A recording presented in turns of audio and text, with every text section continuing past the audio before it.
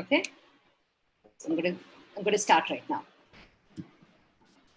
Right, so very good evening to everybody. On behalf of the Bangalore Art Club, a really warm welcome to all of you for today's webinar on the future of cinema. So these are quite unprecedented. Small difference that we put out to the government. You can do it, but it's just... Can everybody put yourselves in mute, please? Firstly, it's not inexpensive. It's inexpensive if you... Yeah.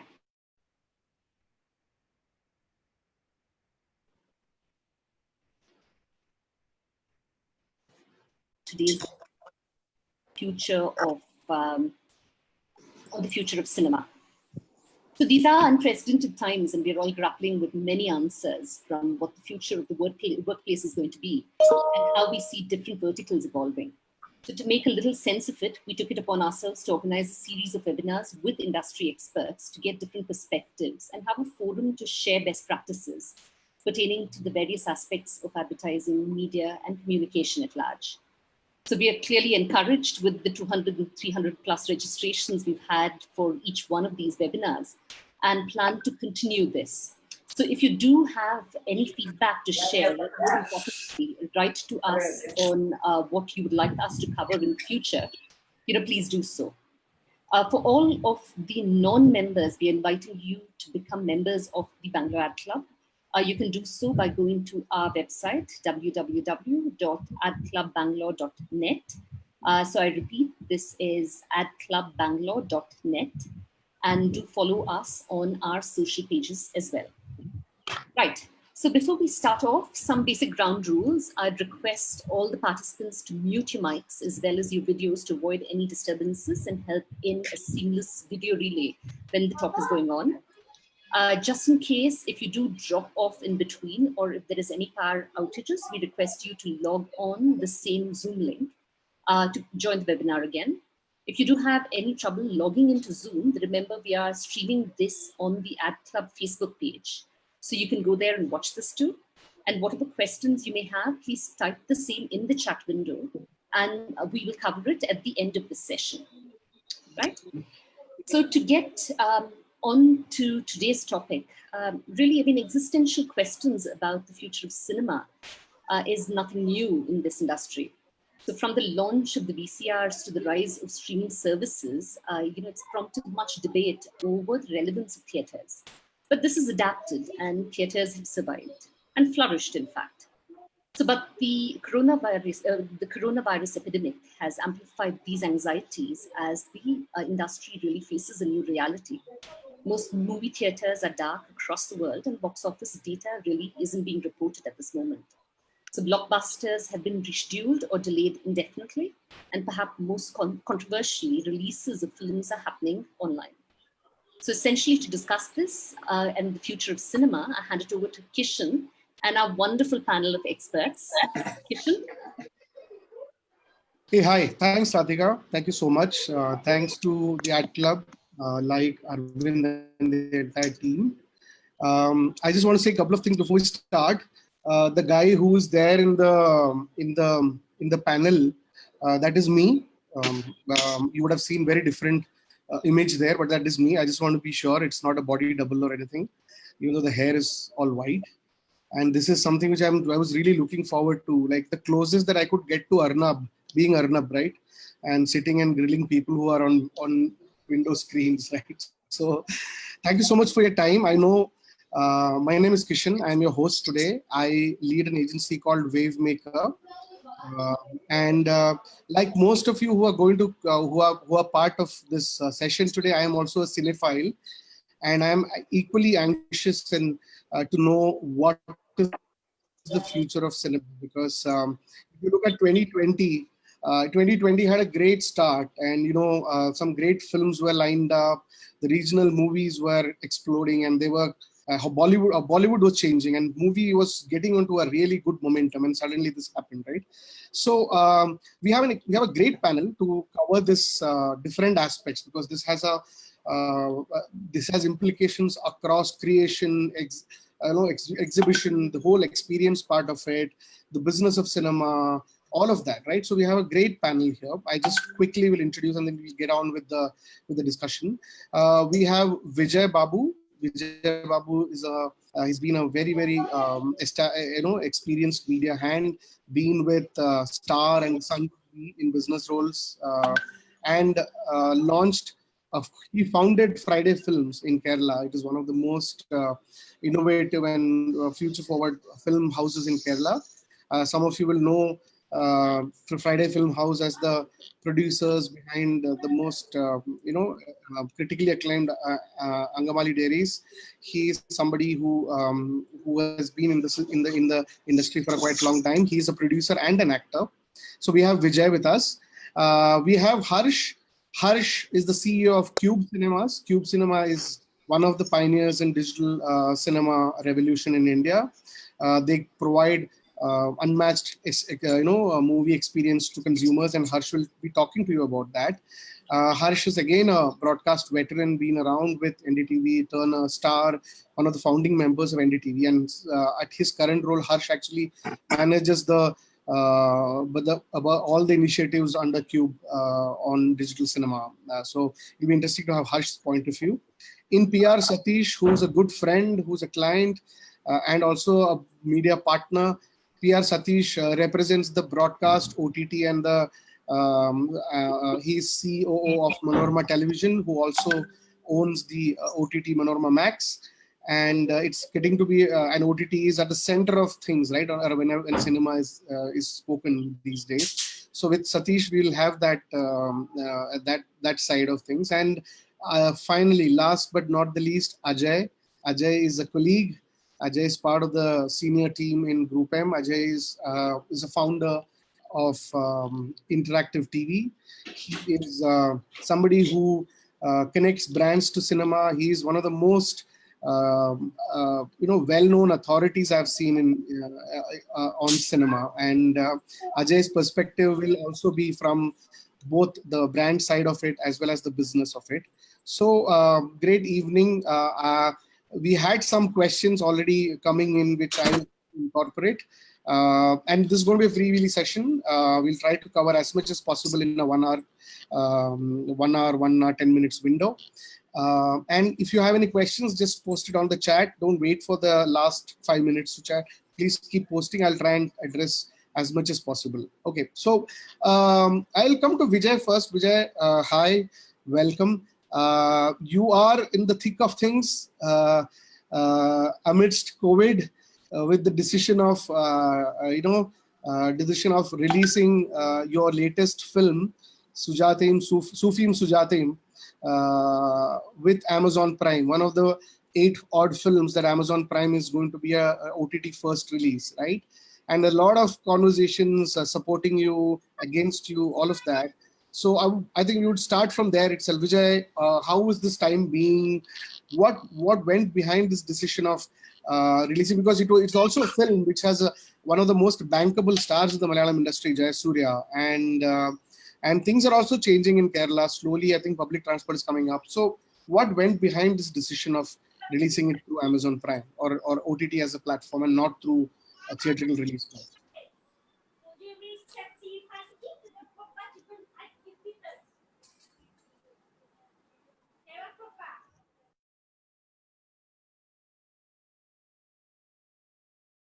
Yeah, can you hear me?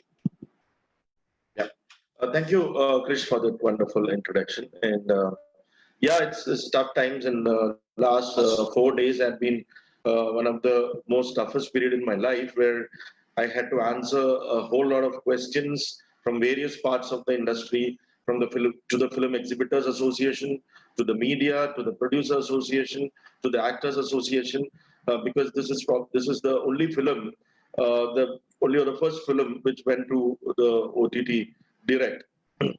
But I'll just give you, before giving my personal reasons for why I took this decision, I will just take you through what we have been facing. Yeah, as we all know, we are the largest filmmaking nation. We make around 1,200 films, and especially in South, around 700 films odd.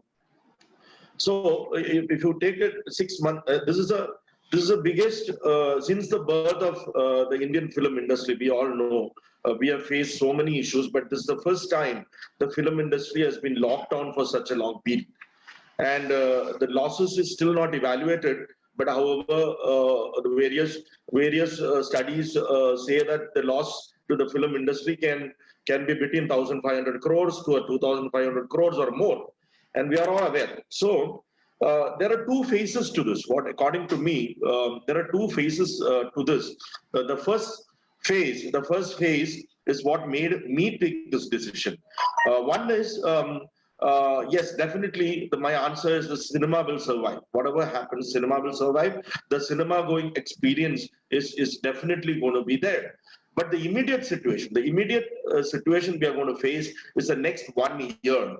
The next 1 year, when we say that there are 6 months of lockdown, means between various languages, and there might be around 500 or 400 to 500 films which might probably have finished their shoot, started or finished 80% of the shoot, 50% of the shoot, or in various forms of production. So that means the money has been invested already. In my case, personally, the movie shoot was completed almost by January. And I was expecting to release the movie during Vishu or by Ramzan, according to the post-production. So every movie has a shelf life. Every movie has this movie was started shooting sometime in August last year. It was shot in 2 phases. So every movie has a shelf space. So we in this situation we are looking at. We don't know the norms at which theaters are going to see. So I expect the theaters to open by Onam or by September, October. So what are the challenges we are going to face after, even if we open in September, October? There are a lot of issues which we are going to face. We don't know the norms at which the government is going to open the theaters. There will be hygiene issues. There will be people. So so the issues we'll be facing, to how to bring back people to the theaters is the biggest issue we're going to face. Obviously, is the bigger stars, the bigger films are the ones which are going to bring the people back to the theaters. But the question is, will the big films or the big budget films or the big star films will release immediately after the lockdown? No, they're going to take a wait and watch situation. They're going to take a wait and watch situation where definitely the government has to create awareness that the theaters are going to be safe. The people have to be convinced that it's the hygiene issues. See, people have to wear masks, the 2.5 hours of mask in the theaters. They have to go through the temperature test. They have to, withstanding all this, people will take time. It will take time for the people to come to the theaters. So the theaters basically, the holdovers patterns will not matter anymore. So the theaters and the content providers, the producers, will have to basically join hands in fighting this. The theaters has to be lenient enough to let the let the big films stay in the theaters for a longer period, irrespective of the holdover patterns. So all these are going to happen. So basically, in Malayalam, especially, there are 42 films. To be specific, there are 42 films which are finished shoot and the post production is going on. There are around 40 films which have finished 30% or up to 80%. So basically, these 42 films which are finished shoot will be waiting to hit the theaters soon. So basically, when will all these release? How much time a movie has to be in theaters to recover the monies invested? So for me personally, the decision was, definitely, the first in line will be the movies which were supposed to release in March. Then there'll be movies which were supposed to release in April. Then there'll be movies which were supposed to release in May. So I was supposed to release in May. So how much time will I have to wait for my movie to hit the theaters? Is a question mark. So for a producer like me, who has paid advances to big budget films and which was in the pre-production stage, and having a movie which completed shoot around I'm talking from say October, a movie which completed shoot 6 months back and the post-production is completed, who might have to probably wait for another 6 months more to form the movie to. So I'll have to sit alone. I'll have to sit idle till my movie releases to start my next production. So my decision, the main reason behind the decision was, if the money invested comes back to me, if the money invested comes back to me, I can start the work for the next production. Number two, it will give a little bit of space for the bigger films to have more days of run in the theaters. That is the second reason. Third, third, third primarily being for will the audience, unless a Mohanlal or a Mammootty film or a multi-star film is in the theaters, will the general public be ready to get into the theater or a movie hall for a slow paced aesthetic movie like Sufi Sujata, or will they wait for a bigger film to hit the theater? So these are the reasons which On that note, I just wanted to bring Harsh there.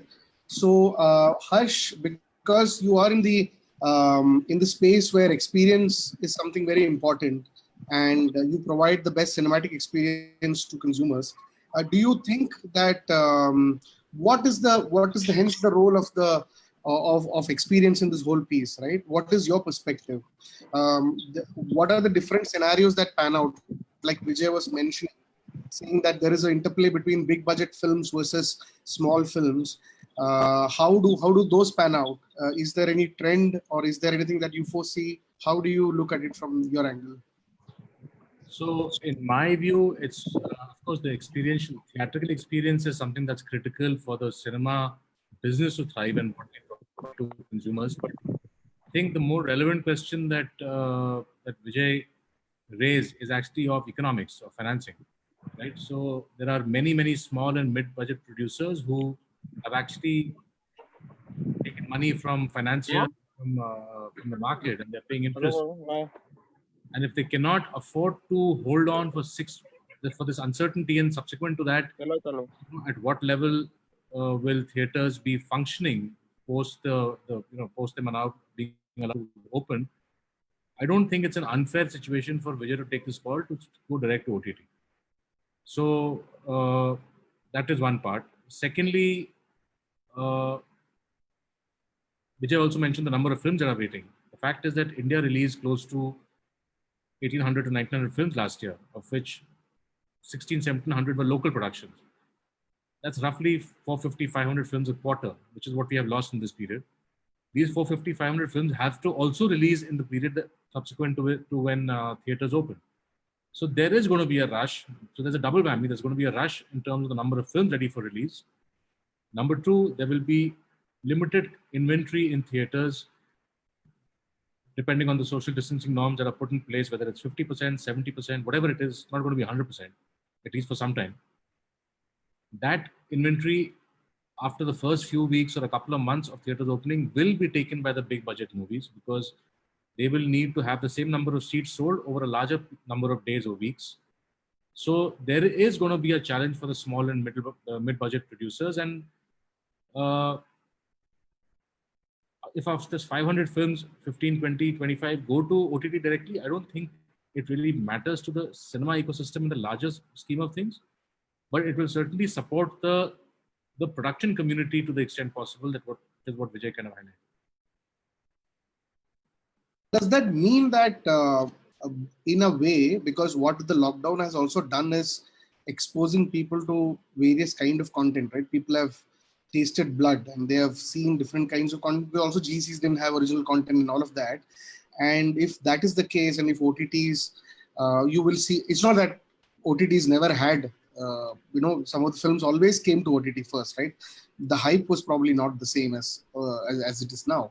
But if there is an X percentage of movies which are now forced to go to OTTs, does that mean that eventually the big screen experience comes down? Of course, this is very short term that we are talking, and we don't know how it, or is it good for OTT, or is it bad for, or is it too much that we're creating a hype of? I would like to kind of rephrase the question. The fact of the matter is that, well, the cinema business is the original TVOD business. You buy a ticket and then you go in and watch a film, right? It's a transaction, video on demand, so to speak. And the way the cinematic, the financials of a movie is built is that premised on the fact that so many 100,000, tens of thousands, millions of people will pay that 100 rupees, $10, $15 for the movie to make economic sense, right? So if you're going to have which OTT does not provide. I mean, there is, of course, keyboard platforms like Google Play and iTunes, but they don't have the scale, number one. And secondly, people pay this money for the cinematic experience. By that logic, all these years, all big movies have been premiering on satellite TV. Same logic, people should wait and watch it on TV and not pay for the ticket. But that doesn't happen, Yeah, right?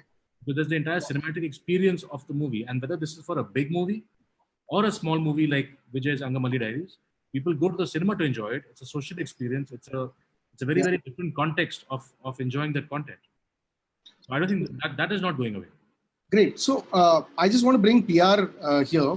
PR, you are somebody who, as a business head, needs to take decision of how to purchase movies for satisfying the satellite audience, right? That is far more of a rating game and things like that.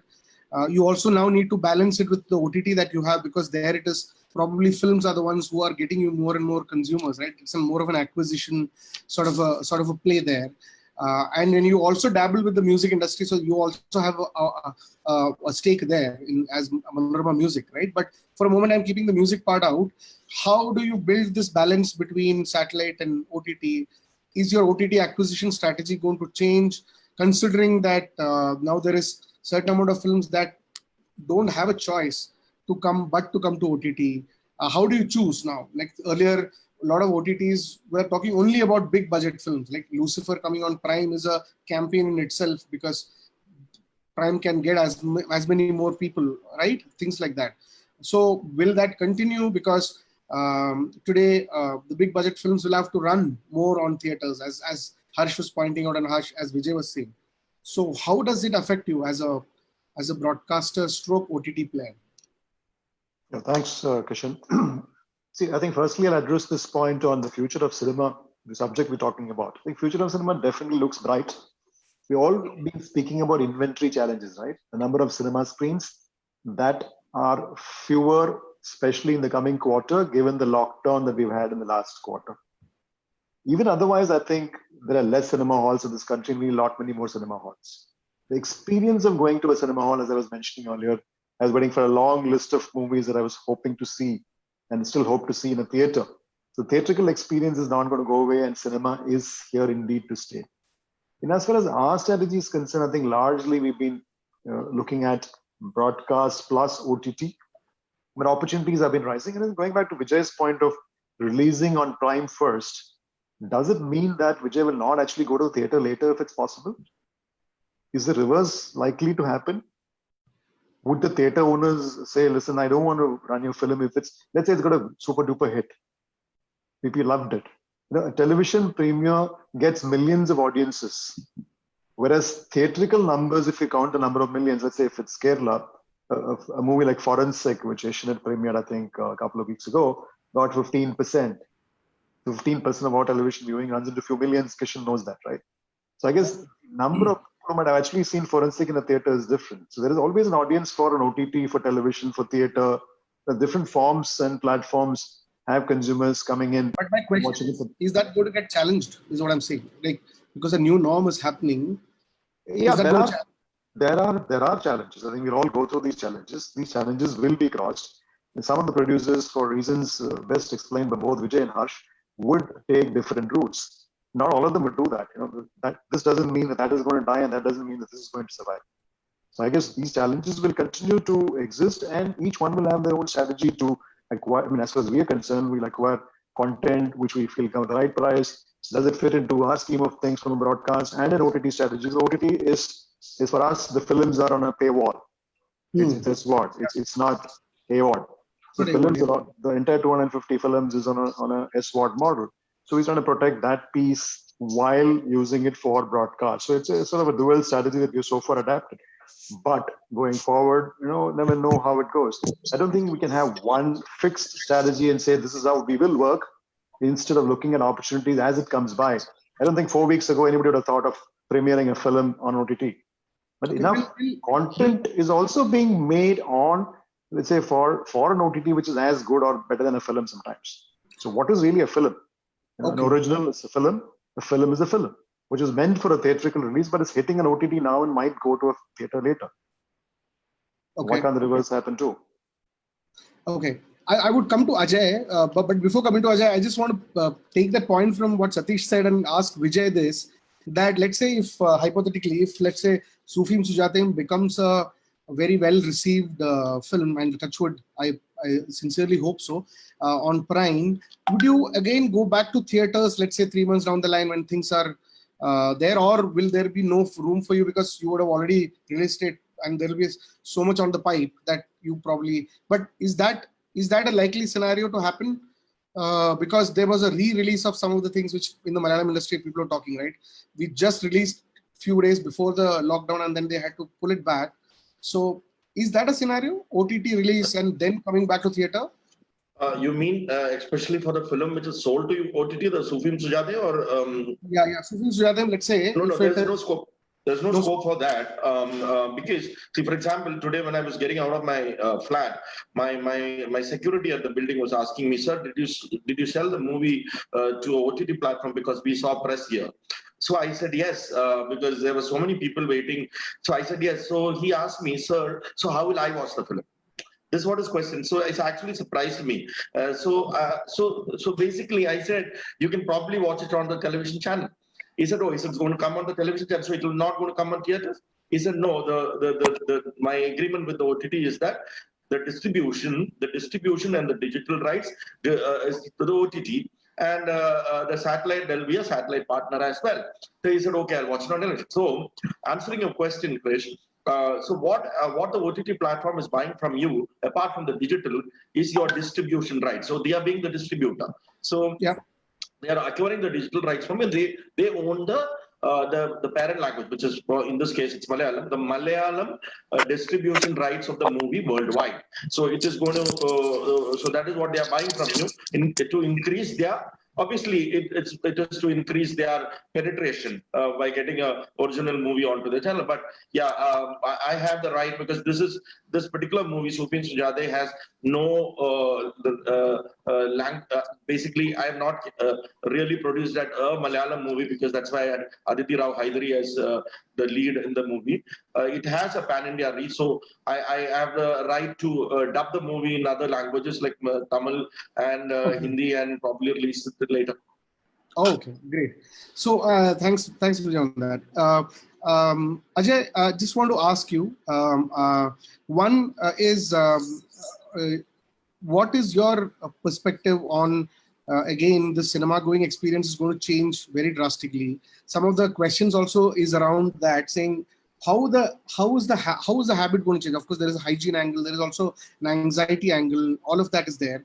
However, we also know that people also want an outlet, they really want to go out, all of that. How is it going to affect the cinema viewing experience? You are somebody who's also bringing brands to cinema screens, right? Because that's also a large industry in itself, right? Which also supports the cinema industry in some manner or the other. What is your view on that? And because you are also an authority on cinema as a business, I would love to hear your views on the whole piece. Don't give a verdict on whether the future of cinema is bright or not. I would want to ask that at the end. But but tell me your pearls of wisdom, your views on this. Thanks, Krishan. So my take on this is very simple. First and foremostly, humans by nature are social animals. And in a country like India, where out-of-home entertainment options are very limited, cinema is very, very prominent. Of course, in the immediate term, there will be concerns. I mean, we are living in the age of social distancing, so we have to curtail our socializing. And for it to change or for people to come back to the theaters, you will need some triggers, right? You need to assure audiences that they are safe, whether it is through staff wearing masks or sanitization, etc., etc. All those measures will be taken. I have no doubts in that. Some theaters or some multiplexes or some chains will do it better than the rest, like in anything else. But the ones who do it well and the brands which are trusted will see a sharper return to some sort of normality than the others. That's one. Two, my take is, if you look at the West, if you look at the US, and you see the last 10 years data, and see which are the top 10 grossers every year, all 10 of them, if not 10, at least 9 of them are franchise films, right? Large superhero films, big budget animation films, the Marvels of the world, the Avengers, the DC Comics. Those are that's called event cinema. And you need larger than life films to enjoy the cinematic experience. OTT or television can substitute for some of the content, but Avengers on OTT cannot match the larger than life experience. In India, other than one or two attempts, Bahubali being the most prominent, we haven't really had this genre of cinema if you compare it directly to the West. But my take on this is Salman Khan is Iron Man, right? Or Amir Khan is Batman. They are larger than life. I'm just giving two names from the Hindi film industry, but I mean, who's the biggest superhero than Rajnikant? So the larger than life films, the franchise films, in the Indian idiom will continue to thrive, and you will see a definitive change in the kind of content which is created for cinema and which is created for other platforms. This is something which has already happened in the West, and I see that getting quickened now post-COVID in India. Okay, so I would want to come to Vijay on the change in content, but before that I want to go to Harsh and ask him that when Ajay said that we really need that outlet to go and experience, right, as family or as friends or whatever, right? And cinema is currently the only one, right? We are not an outdoorsy country. So do you see that the outdoor formats changing? Is there a possibility that what's going to happen? For example, there was the cycle of single screens moving into multiplexes. Now the single screens also getting into not big multiplexes attached to malls, but also in smaller towns where there is one or two screens or three screens there. We still have a long way to go compared to, let's say, China, where their number of theaters are 3x or 3.5x, right? As a I think the density of screens to the population is not proportionate compared to, let's say, a market like China or whatever, right? So do you see that there is a possibility of more and more new formats, let's say small outdoorsy formats, or like some of the hotels are changing, right? The hotel industry is under a lot of transformation. Do you see that some changes happening there, or anything interesting do you see?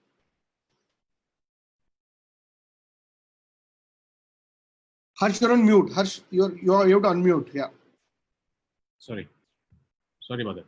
So there are two things to say here. Firstly, why just urban India? Urban India is a vast continuum of the types of towns and cities across different town classes. So like even out of 8,000 urban centers in India, cinema reaches 2,600. Albeit that might account for a bulk of the population, but we don't go past 30% of India's towns and cities, right? And in small towns, if you go to a place like Tirupur in Tamil Nadu or Manjeri in Kerala, you will notice that the old single screens have metamorphosed into pretty much a multiplex experience. And the difference is that earlier that 1995 or 80% of male audiences has transitioned from a male to a family audience. The biggest challenge for theaters is like when they rebuild the screens is to not build enough female restrooms. So and that is actually driving a very, very different kind of audience into these theaters. It is becoming an experiential outing rather than just consumption of a film. And that will continue. Number one. Number two, to your other point about China, a lot of China's screens are actually 20 seaters, give or take, right?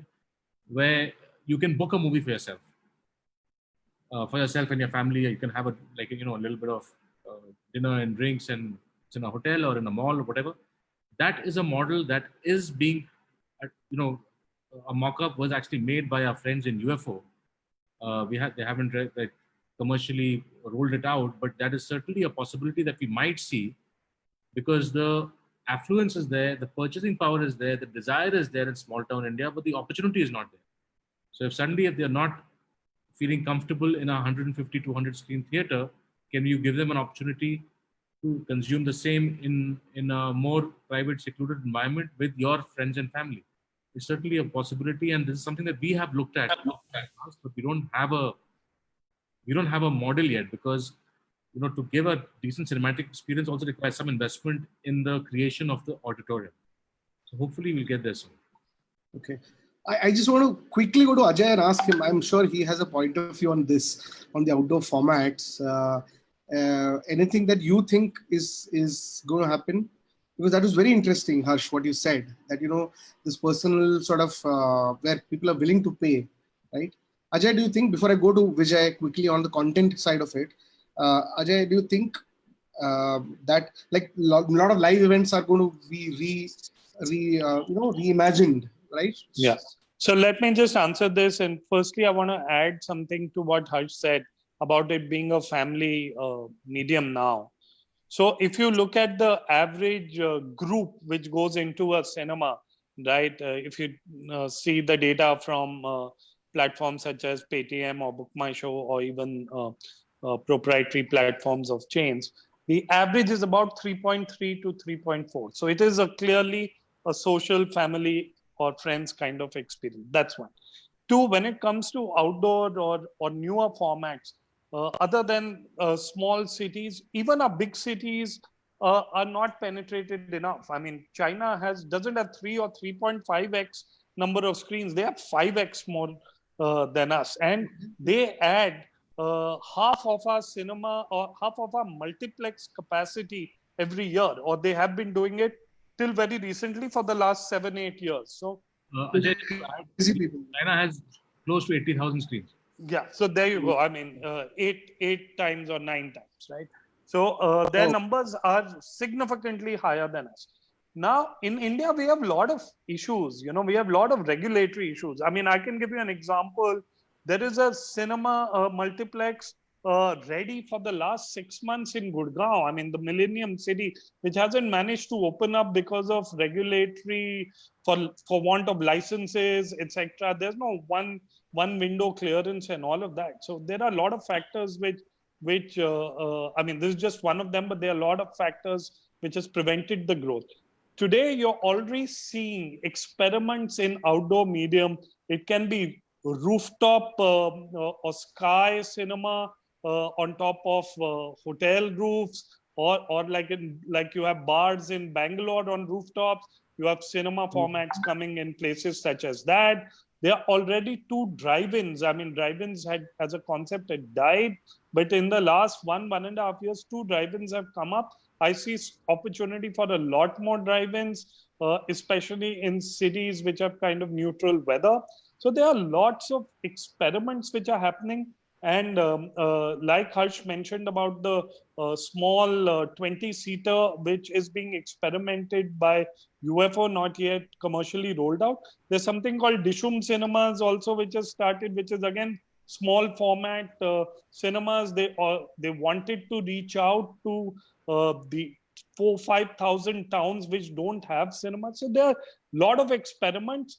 I think COVID will hasten the pace of a lot of these experiments. There are a lot of young entrepreneurs who want to make a mark in this field, who will get some sort of confidence by the lack of confidence in the immediate term of the consumer to come back to cinema.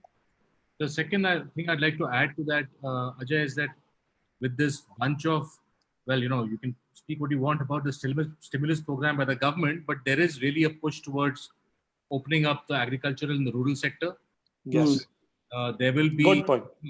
People coming back in from town who will want, there will be a need for some out-of-home entertainment. So you're seeing people who are exposed to the urban would want the same when they go back to rural. That's what I'm saying?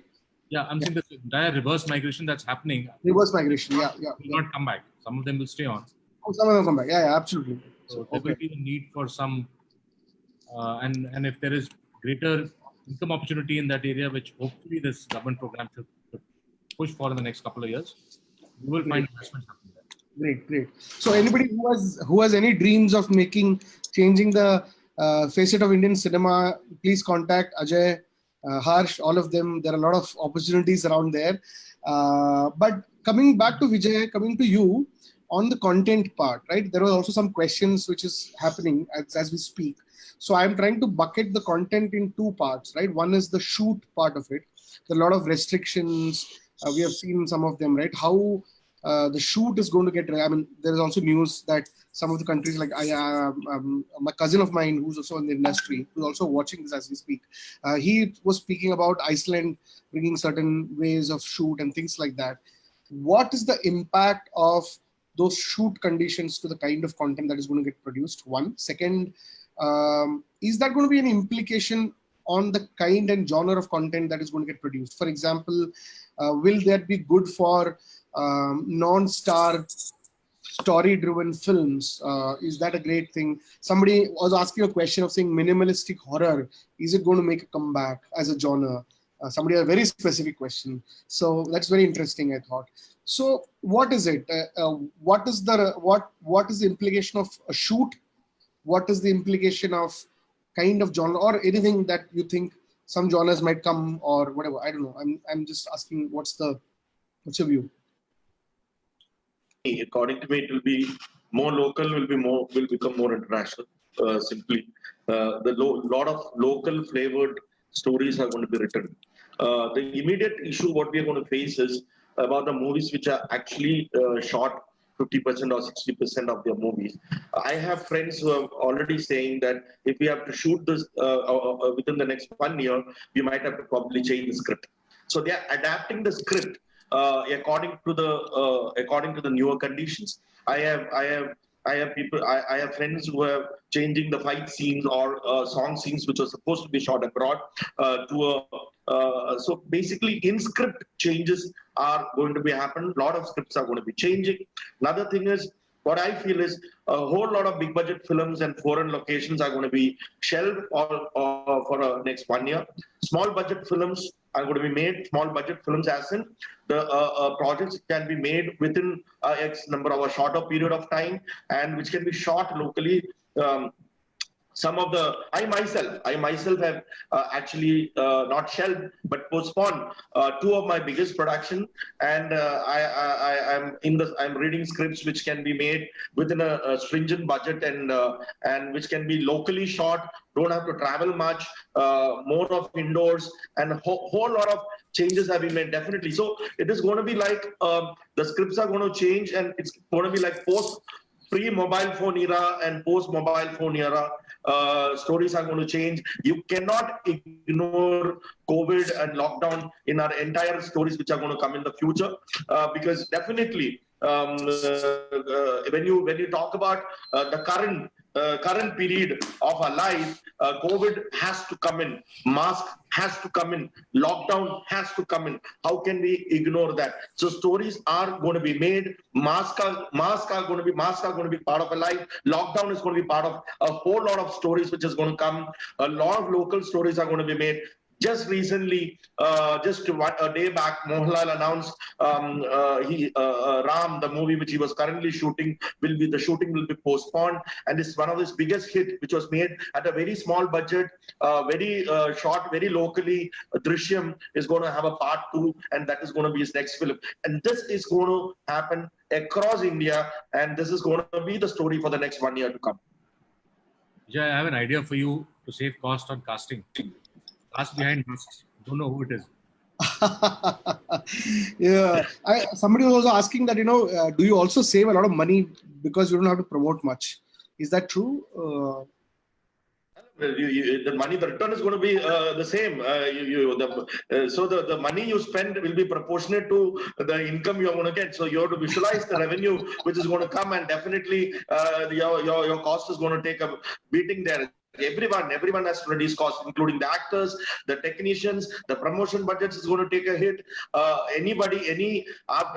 from obviously the main lead actors and actresses have to take a hit, and the main people who are going to get affected is the character actors. The character artist has to take a bigger beating because you'll have options there apart from the lead cast. So there'll be a change in the. You have a lot of heroes and heroines without mom and dad.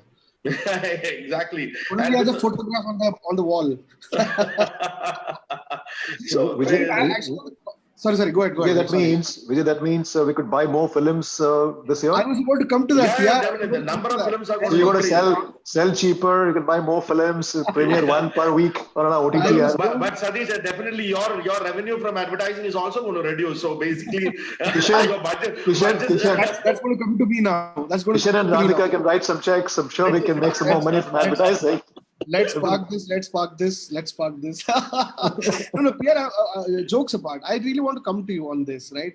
There is an interesting angle there on cost, saying that, so do you see that the cost of acquisition changing drastically across medium, satellite, OTT, all of that, or change? And secondly, because you are so invested in this whole industry, right? Whether you acquire it, you need it for your OTT, you need all of that. You also are a producer for original content on GC and things like that. Do you see more and more broadcasters becoming film producers? Yeah, I think that has already happened. More and more. I'm seeing more and more regional players. Of course, we know that there are the biggies who anyway do that, and also on the cost of acquisition, is that going to change? How's the dynamics going to change? I think it's all about supply and demand, right? So when there is a larger demand for 40 odd films, let's say in Kerala, in Malayalam, 40, 50 films, I'll speak more about Malayalam. Whichever genre you take, you need the big films, you need the medium films, you need also something that you punt on pre-release, some you punt post-release from an acquisition point of view as films. Original content is concerned, I think we will redo our own scripts, we'll do our own casting. We made one for our launch in Manorama Max, which if you had put a big star, got a big cinematographer, got a bigger director, would have cost as much as a medium budget Malayalam film. But we made it for much lower cost. I don't think it's any lesser than a film. So I guess people who do all kinds of content from a broadcast OTT perspective, we will continue to drive content the way we have our own strategies laid out. I think if the demand is not going to be as high as the last year, the year before, which I believe it would be, people would still want films. Television channels would still want films. OTTs would still want films. The big 40, 50 films would still get acquired at a price which has been going around in the market to a large extent, I believe.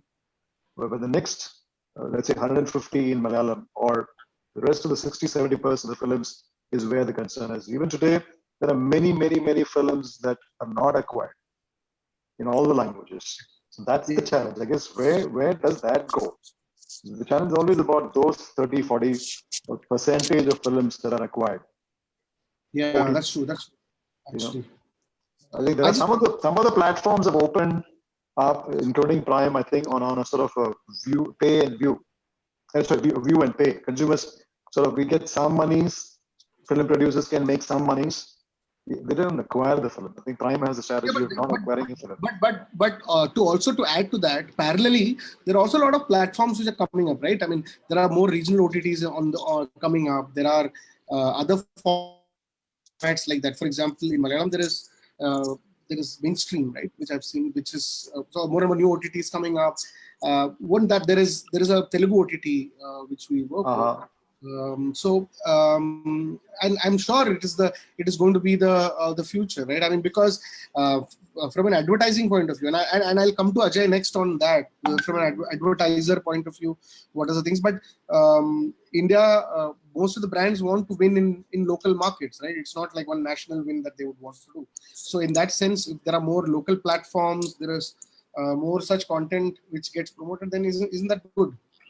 So some of these platforms can appear. I'm asking you, some of the films which are not taken by earlier satellite television can go to these platforms and get a better sort of voice, right? That is where I think we need to look at more possibilities of revenue share and so on and so forth. All films cannot be acquired by one players. It's a huge tech investment. Running an OTT is not anybody's game. Yeah, running an OTT space is a huge tech cost. The more the consumers, the more the cost. Yeah.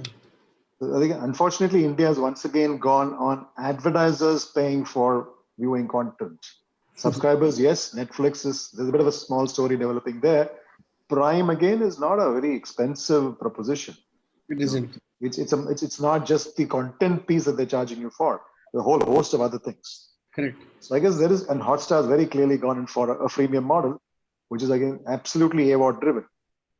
So, like the print business or the television business, India has again gone the advertising route, even now on the OTT space.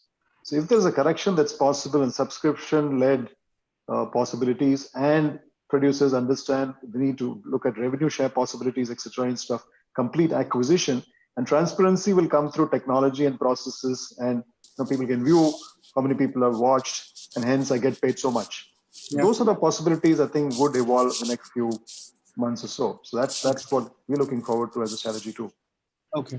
Ajay, I'm coming to you on advertiser, which is a critical uh, element in this, right?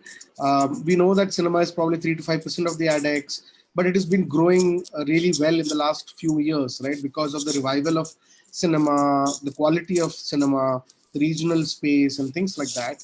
And however, how would how would you see in the context of COVID and with the demand supply that is available?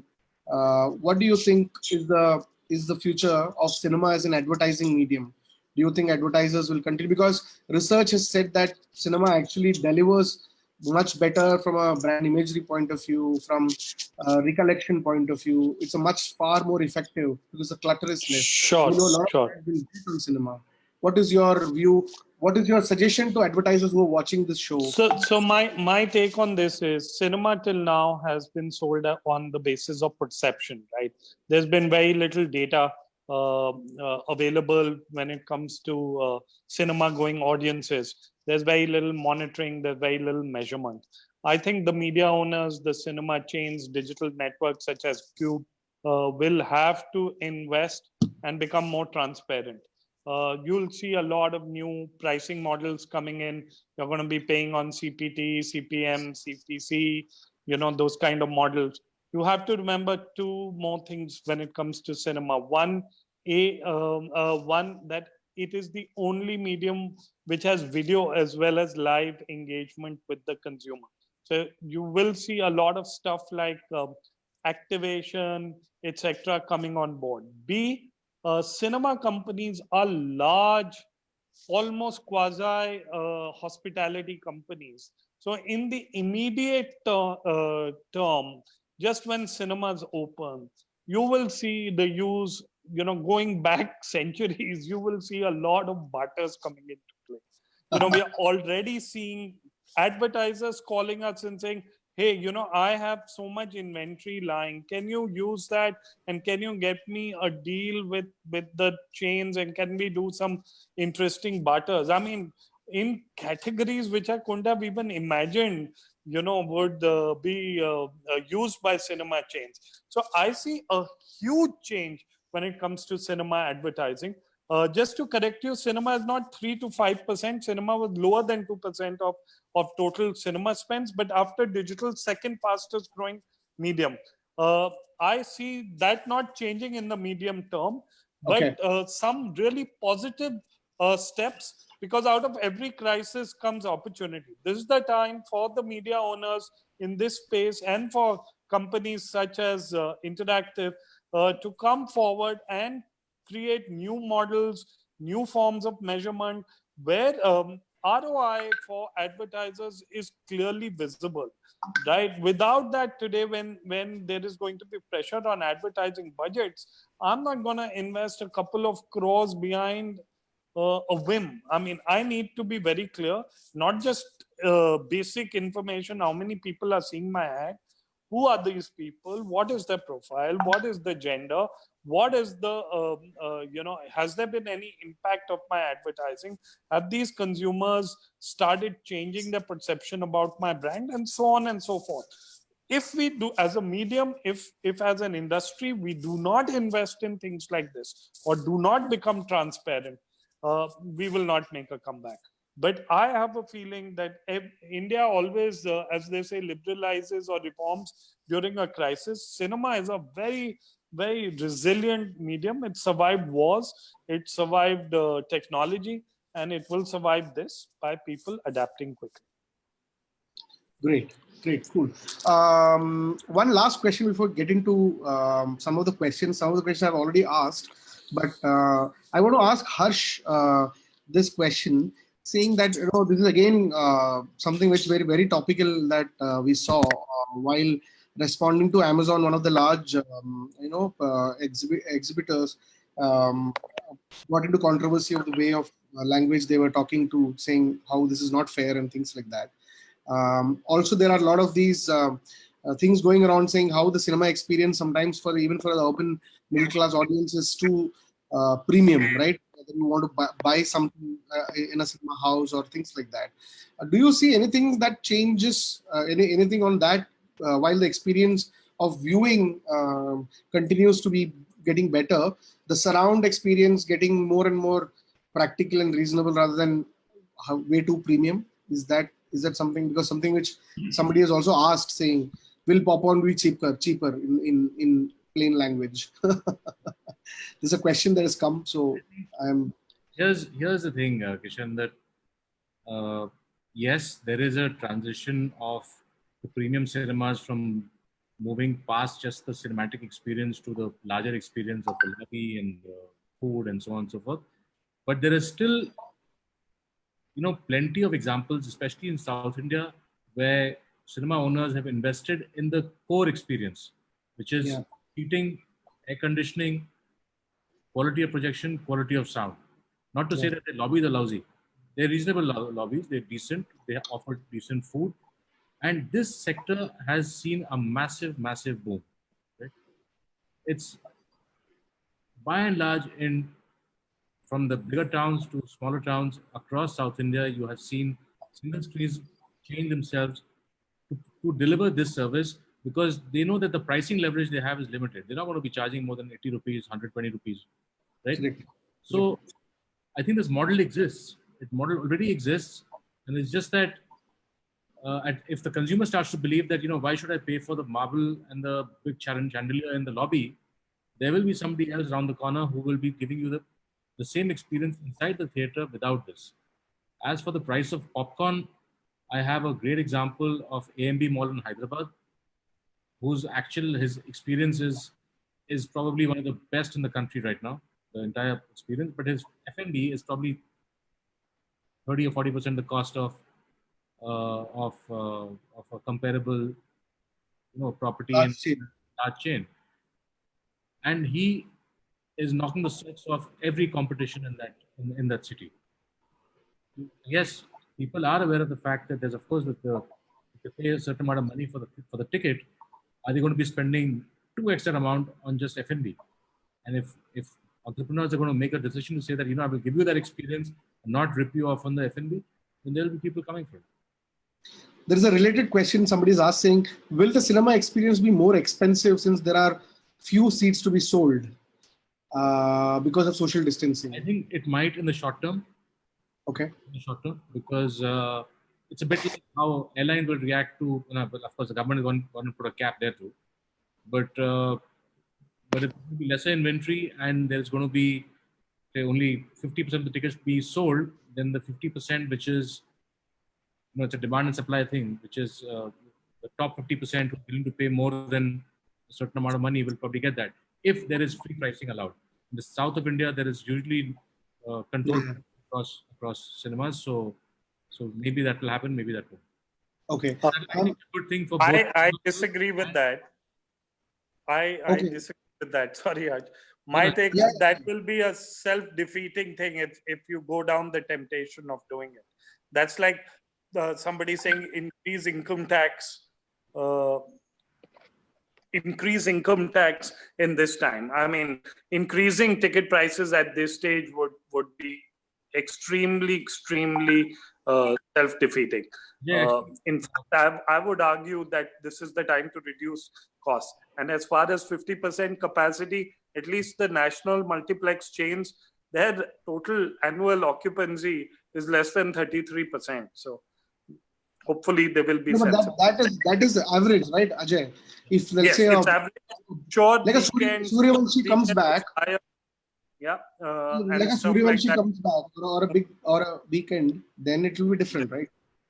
It is, but the thing that Ajay, actually, this is already happening. So when you have a big film, whether in the north or in the south, you do have higher pricing and you still sell 100% of your inventory. And to your point about 33% average occupancy, the fact is that any particular cinema theater makes its money out of not more than 180 to 200 shows in a year, which are the weekend shows for the big films, right? So 52 weeks into, say, probably 10 to 15 shows is the max it does. 15 shows per weekend, 1 weekend a month. It gets to about 150 to 200 shows. So those shows, in any case, go at a premium. Not so much in the No, of pricing. that premium will stay. My contention is, if suppose Sunday evening of a new movie is already $500, that will not become 600, according to me. The cost of, I'd like to add to that, the cost of movie halls is not only, there'll be, the increase in cost is not only due to all this. They'll have to hire more staff for cleaning the theaters. There will have to be temperature checking instruments. I'm talking about the standalone theaters. I'm not talking about the multiplexes. A B-class theater in a town is going to have a tough time because his costs are going to increase in various ways, and the footfall is going to reduce by 50%. So obviously, we can foresee a possibility of ticket prices changing. Okay, we are running short of time. I'm really sorry.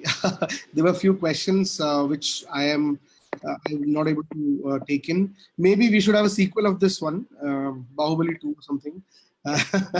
But I would now thank you so much. That was really, really, insightful. I just want to call Sundar, who's a colleague at Club. And thank you so much. I'm really sorry, guys. Some of the questions I tried to bung in, some of them couldn't. Yeah, Sundar, if you could.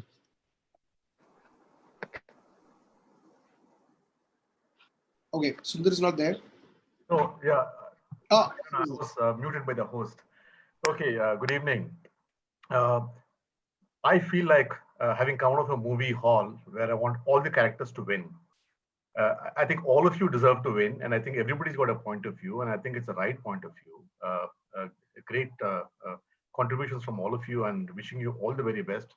Well done, Radhika and Kishan, for starting and moderating this session. At Club in the last 2 months has done a lot of activity at Club Bangalore, despite the lockdown and stuff like that.